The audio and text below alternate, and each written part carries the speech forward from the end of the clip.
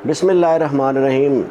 Makhdoom speaks channel पर Rana Asif knife हाज़िर खिदमत है। नाज़रीन, लोधरा के 2 सूबाई हलकों में होने वाले ज़िमनी इंतखाबात के लिए सियासी माहौल ख़ासा गर्म हो चुका है और अब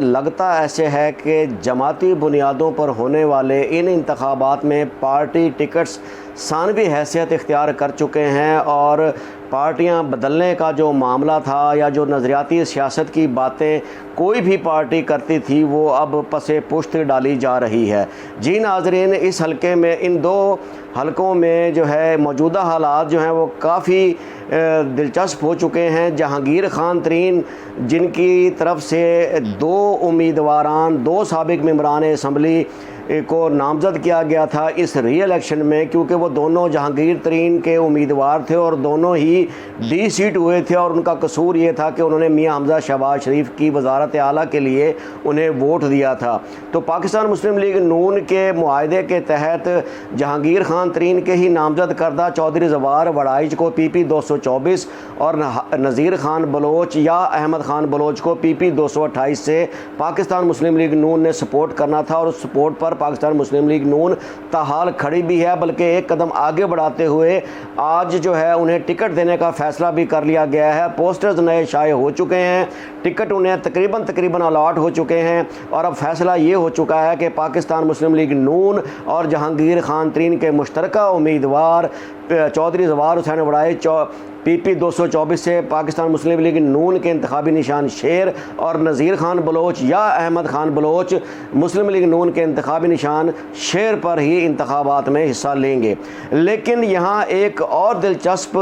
अमल जो है वो अचानक से सामने आया है, जिसे आप जहांगीर खान तरीन के लिए सरप्राइज़ कहेंगे और ये सरप्राइज़ जहांगीर खान तरीन और उनके बरखुरदार अली खान तरीन समेत उनके नामज़द करदा इन मज़कूरा दोनों उम्मीदवारों के लिए इंतहाई शॉकिंग भी है। और वो ये सरप्राइज़ है कि पीर रफ़ीउद्दीन शाह, जो पहले पाकिस्तान मुस्लिम लीग नून से वाबस्ता हैं, उन्हें इस हलके में विड्रा होने के लिए कहा गया, जिस पर उन्होंने साफ इनकार कर दिया। फिर उन्हें शहीद कांजू ग्रुप और ख़ास तौर पर सदीक़ खान बलोच की तरफ की भरपूर हिमायत से उन्होंने आज़ाद लड़ने का फ़ैसला कर लिया है और ये भी फ़ैसला कर लिया गया है कि उनका इंतखाबी निशान मटका या घड़ा होगा। सो पीर रफ़ीउद्दीन शाह जो हैं वो इस हलके में खासे मजबूत उम्मीदवार तस्वर किए जाते हैं। साब 2 मरतबा पहले मेंबर सूबाई असम्बली रह चुके हैं। उनके ससुर पीर सैयद अकबर अली शाह मरहूम भी यहाँ से MP रह चुके हैं। सो काफ़ी बड़ा सियासी घराना है और इस वक्त फुल कंपेन है उनकी और उन्होंने फ़ैसला कर लिया है कि पाकिस्तान मुस्लिम लीग नून के किसी भी हुक्म अहकाम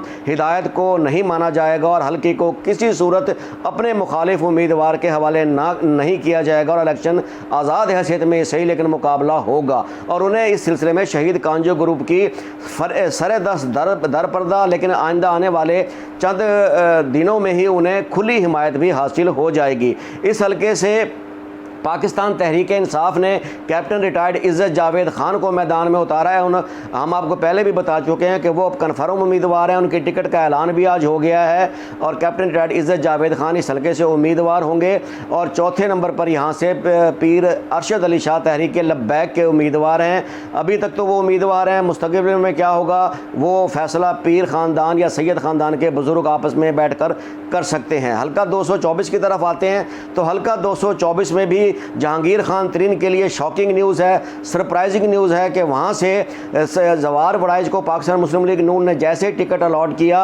और पीर आमिर इकबाल शाह जो पहले पाकिस्तान मुस्लिम लीग नून के उम्मीदवार थे, फिर वो इस टिकट के फैसले पर नाराज़ होकर पाकिस्तान तहरीक इंसाफ में शामिल हो गए और गुज़िश्ता रात उन्होंने बनी गाला में इमरान खान से मुलाकात की और मफलर पहनकर बाकायदा शमूलियत का ऐलान भी कर दिया। उनकी टिकट भी आज इमरान खान ने जारी कर दी है, जिसकी तफसीलात हम आपको दिखा रहे हैं। अच्छा, अब यहाँ जो सरप्राइज़ की बात कर रहे हैं कि यहाँ जहांगीर खान तरीन और उनके उम्मीदवार ज़वार हुसैन वड़ाइच के लिए सरप्राइज़ क्या है, वो सरप्राइज़ यहाँ फिर शहीद कांजू ग्रुप ने उन्हें दे दिया है कि यहाँ से आज़ाद उम्मीदवार के तौर पर शहीद कांजू ग्रुप के जानिब से मलिक सलीम अवान को उम्मीदवार बना दिया गया और उन्होंने अपने पोस्टर शाया करके वो अपनी पब्लिसिटी, अपनी कंपेन शुरू कर दी है और वो बाकायदा तौर पर शहीद कांजू ग्रुप के उम्मीदवार तस्वुर किए जा रहे हैं। लेकिन एक बात जो लोधरा की आवाम, ख़ास तौर पर ज़िले और हल्के की आवाम में ये बात एक अफवाह की तरह फैला दी गई थी कि इस उम्मीदवार के पसे पुश्त जो है हाथ लोधरा से मेंबर सूबाई असम्बली और हल्का 227 सदीक खान बलोच जो यहाँ शहीद कांजू ग्रुप के रहनुमा भी हैं और अब्दुर्रहमान कांजू के बाद इस ग्रुप के 2IC शुमार होते हैं। ये कहा जा रहा था कि सलीम अवान को खड़ा करने में सामने लाने पे सदीक बलोच का हाथ है, तो ऐसा अमल कतन जो है वो हकीकत में नहीं है। जो हमारे मुसद्दक़ा ज़राए हैं वो इसी बात को फॉलो करते हैं और हमें ये मुसद्दक़ा ख़बर भी मिली है कि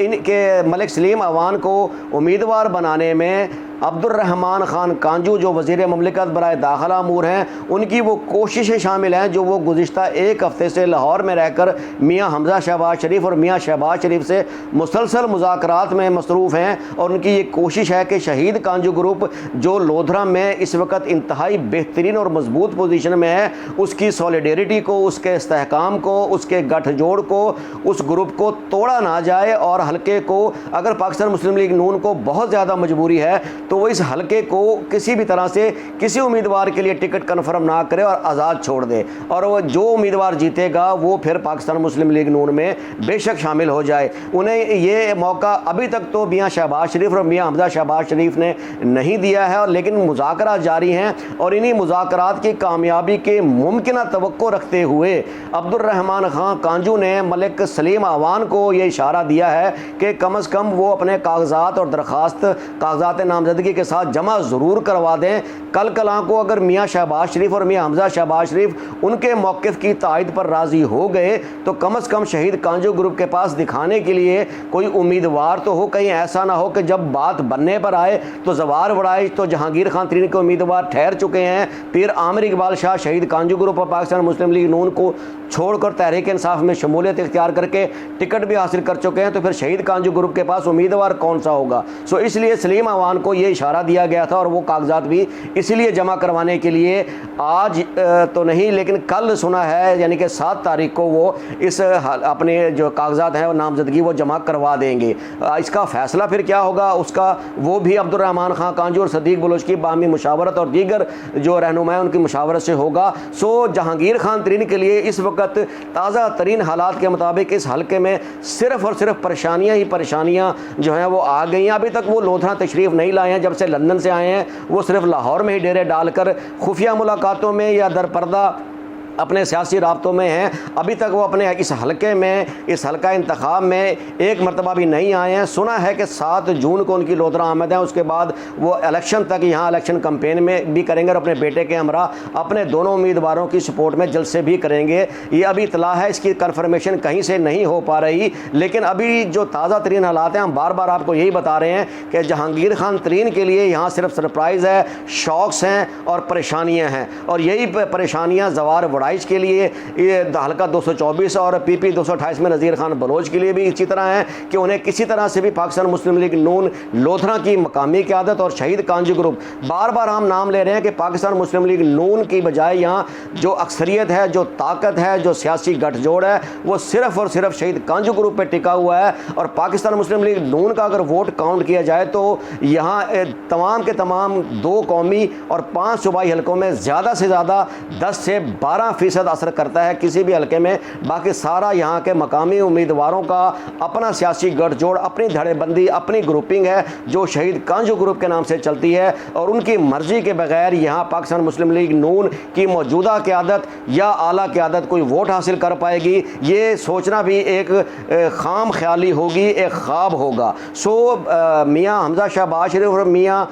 शहबाज शरीफ को लोगों का, सियासी ज़राए का, सियासी गुर्गों का यही कहना है कि इस फैसले से कबल, जहांगीर खान तरीन से मुज़ाकरात से कबल या मुज़ाकरात के बाद होने वाले किसी भी फैसले में यहाँ से अब्दुर्रहमान खान कांजू और सदीक खान बलोच की मुशावरत और ज़मीनी हक़ाइक़ पर एक मुफस्सल तफसीली ब्रीफिंग लेना बहुत ज़रूरी था, ताकि बाहमी अफ़हाम व तफ़हीम के साथ इन 2 हलकों में पुरसुकून और कामयाब इलेक्शन की कैंपेन चलाई जा सकती। लेकिन सरेदस्त ऐसा होता नज़र नहीं आ रहा। हल्का PP 224 में जवार वड़ाइच ताहाल खामोश खामोश हैं। कंपेन उनकी अगर हो भी रही है तो उतनी मंजर आम पर नहीं है, क्योंकि वो अब्दुर्रहमान कांजू की लोधरा अहमद और सलीम अवान की दस्तबरदारी के मुंतज़िर हैं। उसके बाद ही उनकी कंपेन होगी और वो किसी बीमार की तरह और अब्दुर्रहमान कांजू की जानिब किसी मसीहा की तरह देख रहे हैं कि शायद अब्दुर्रहमान कांजू आएंगे और उनकी काया पलट हो जाएगी, इलेक्शन में कोई उम्मीद नज़र आएगी। लेकिन सरदस्त उनकी तरफ से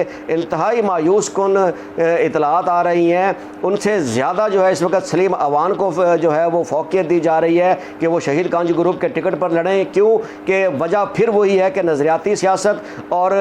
वफादारी की सियासत पर कारकुन बिखरे हुए हैं। ऐसे ही पाकिस्तान तहरीक इंसाफ का हाल है, ऐसा ही पाकिस्तान मुस्लिम लीग नून और शहीद कांजू ग्रुप के कारकुनों का हाल है कि वो लोटों को कबूल करने पर तैयार नहीं है। जवार बड़ाइच मुनहरिफ हुए थे PTI से, उन्हें PTI की नफरत का शदीद सामना है और उनकी मुस्लिम लीग नून की टिकट पर पाकिस्तान मुस्लिम लीग नून के कारकुनों के शदीद नफरत का सामना है। वो किसी सूरत उन्हें कबूल करने को तैयार नहीं है और वो चाह रहे हैं कि शहीद कांजू ग्रुप या पाकिस्तान मुस्लिम लीग नून अपना उम्मीदवार खड़ा करे। और यहाँ से कुर्रा फाल अल्लाह नाम पर ही निकल आया और उनका नाम है पीर आमिर इकबाल शाह, जिन्हें बहुत ज़्यादा पजीराई मिली है और उन्हें मजलूमियत का वोट भी मिलने का चांस इसलिए यहाँ बढ़ रहा है कि पीर आमिर इकबाल शाह को पाकिस्तान मुस्लिम लीग नून और शहीद कांजू ग्रुप ने यहाँ से अपने तौर पर ही फारिग कर दिया था और वो मायूस होकर और टिकट ना मिलने के बिल्कुल फैसले सोचते समझते देखते हुए ही पाकिस्तान तहरीक इंसाफ का रुख कर गए और फिर उन्हें पाकिस्तान तहरीक इंसाफ का टिकट भी मिल चुका है। इसी तरह PP 228 में दोबारा वापस आएँ